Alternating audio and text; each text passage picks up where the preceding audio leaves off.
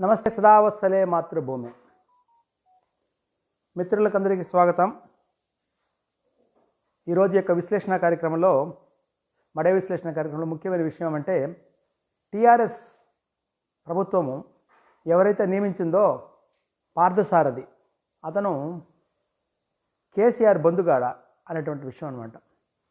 ఎందుకంటే భారతదేశ చరిత్రలో ఎక్కడ కూడా ఎలక్షన్ కమిషన్ ఇచ్చినటువంటి గుర్తు తప్ప, అది స్వస్తిక్ గుర్తు అనేటువంటి గుర్తు తప్ప ఏ గుర్తు వాడకూడదని నియమం.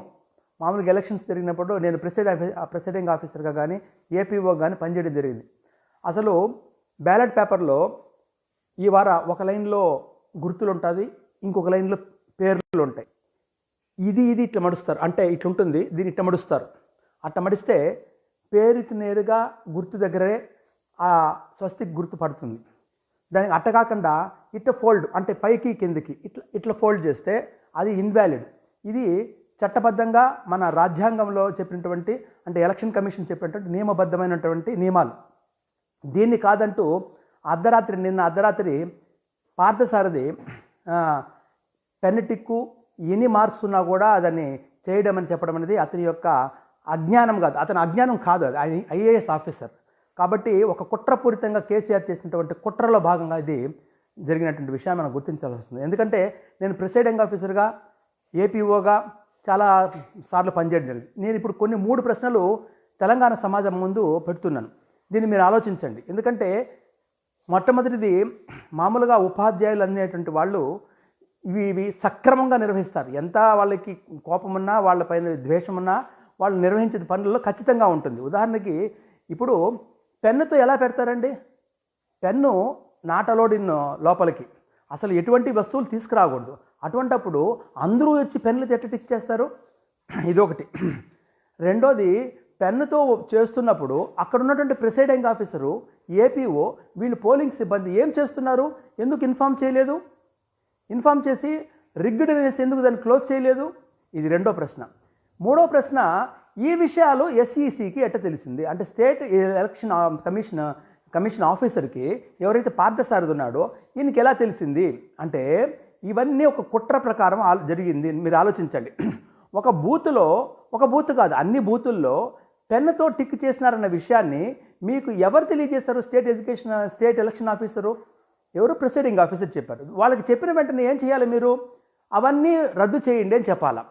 అలా చేయకుండా దానికి మళ్ళీ ఆలోచించుకొని రాత్రికి రాత్రి దానికి మీరు టిక్ మార్క్ ఉన్నా కూడా, లేదా ఇతర గుర్తులు ఉన్నా కూడా మీరు దాన్ని చేయమని చెప్పడం అనేది ఒక కుట్రపూరితమైనటువంటి ఆలోచన, కుట్రపూరితమైనటువంటి విషయం. దానికి ఇది లంచ్ మోషన్లో కూడా హైదరాబాదు అంటే తెలంగాణ హైకోర్టు చెప్పింది. ఏమని చెప్పింది? ఇటువంటి చర్య నేను ఎప్పుడు చూడలేదని చెప్పింది ఆ జడ్జి గారు.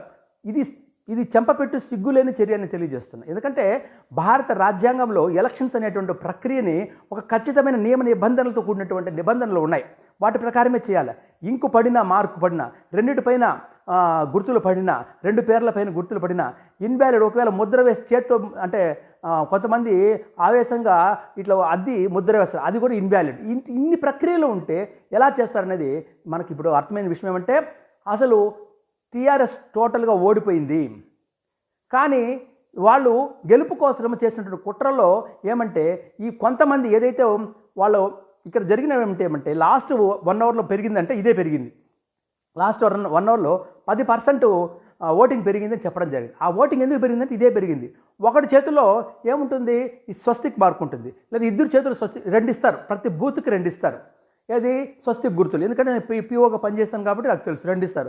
అంటే ఇద్దరు తీసుకొని గుద్దారన్నమాట. ఒకటి గుద్దుకుంటూ వచ్చారు. 3వ వాడు 4వ వాడు ఏం చేశాడంటే వీడు పెన్ ఎత్తుకున్నాడు. కానీ అయిపోయింది అనేసి పెన్ ఎత్తుకుని టిక్కులు చేయడము, తర్వాత ఏదో చేయడము, వేలు ముద్దలు కూడా వేసినటువంటి పరిస్థితి ఉంది. ఇంత ఘోరమైనటువంటి ఎలక్షన్స్ నిర్వహణ పార్థసారథి అనేటువంటి ఐఏఎస్ ఆఫీసర్కు దారుణమైనటువంటి విషయాలు. ఇది చాలా చాలా ముఖ్యమైన విషయం. ఎందుకంటే నేను ప్రిసైడింగ్ ఆఫీసర్గా పనిచేయడం జరిగింది కాబట్టి నేను ఖచ్చితంగా చెప్తున్నాను. ఇది ఒక కుట్రపూరితమైనటువంటి వాతావరణం. ఆ వాతావరణంలో పాత బస్తీలో కానీ వీళ్ళు కానీ చేసిన పని టోటల్గా వాళ్ళు అనుకూలంగా చేశారు. దీన్ని బట్టి తెలిసిన విషయం ఏమంటే వాళ్ళు గెలిచిన 55 కూడా వాళ్ళవి కాదు, అది అన్నీ కూడా రిగ్డ్. ఈ విషయాలకు ఎలా తెలుసుకున్నాడని ప్రశ్నించేది. ఇప్పుడు ప్రిసైడింగ్ ఆఫీసర్ మీకు చెప్పుంటే మీరు వెంటనే దాన్ని రద్దు చేసి ఉండాలి. ఆ పని చేయలేదు. మళ్ళీ దానిపైన ఎలా ఇస్తారు మీరు? ఎలా మీరు దాన్ని పెన్నుతో టిక్ చేసినా ఇతర గుర్తులు ఉన్నా కూడా ఎలా ఇస్తారనే దాని గురించి మీకు ఎలా జరిగింది, ఈ నెట్వర్క్ ఎలా జరిగింది అనే విషయం గురించి కూడా విశేషంగా సెంట్రల్ ఎలక్షన్ కమిషన్ ఏదైతే కేంద్ర ఎలక్షన్ కమిషన్ వారికి నేను రిక్వెస్ట్ చేస్తున్నా, అక్కడ ఉన్నటువంటి చీఫ్ ఎలక్షన్ కమిషనర్ వారు ఇతనిపైన చర్య తీసుకోవాలా. ఎందుకంటే ఇతను ఘోరమైనటువంటి రాజ్యాంగ ఉల్లంఘన చేశాడు. పార్థసారి అనేటువంటి వ్యక్తి ఘోరమైన రాజ్యాంగ ఉల్లంఘన చేశాడు. 2 మార్కర్స్ ఇస్తారు. ఆ మార్కర్స్ కాకుండా ఇతర మార్కర్లతో ఎలా వాడారు అంటే ఆ 2 మార్కర్స్లో కూడా చాలా ఓటు రిగ్గుడు జరిగింది. ఇది క్లియర్గా తెలిసిపోయింది. ఏదైతే వీళ్ళు ఇప్పుడు చేసినటువంటి ఏదైతే ఉందో ఈ గెలుపు అనేది ఇది గెలుపే కాదని తెలియజేస్తున్నా. ఇది చాలా చాలా కంపల్సరీ విషయము. ఈయన ఒక పెద్ద బొందుగాడుగా తెలిసిన విషయం తెలిసింది. కేసీఆర్ కోసం ఇతను టోటల్గా తన యొక్క ఉన్నటువంటి విచక్షణ అధికారాలు అన్నీ ఉపయోగించుకొని చేయడం జరిగింది. చివరికి లంచ్ మోషన్ కూడా పెట్టండి. లంచ్ మోషన్లో జడ్జి గారు విపరీతంగా జరిగింది. ఇటువంటి సర్క్యులర్ నేను ఎప్పుడు చూడలేదనే విషయం తెలియచేయడం జరిగింది. ఇంత ఘోరమైన తప్పిదాలు చేసి రాజ్యాంగాన్ని పరిహాసం చేసేటువంటి కేసీఆర్ మళ్ళీ అదేమంటారు పిఎం కావాలంటున్నాడు. నీకు ఇక్కడే ఒత్తి ఎండిపోతుంది కేసీఆర్ సారు. మీకు ఇక్కడే అన్యాయమైనటువంటి అనాగరికమైనటువంటి అభద్రత కూడినటువంటి పనులు చేయిస్తున్నావు.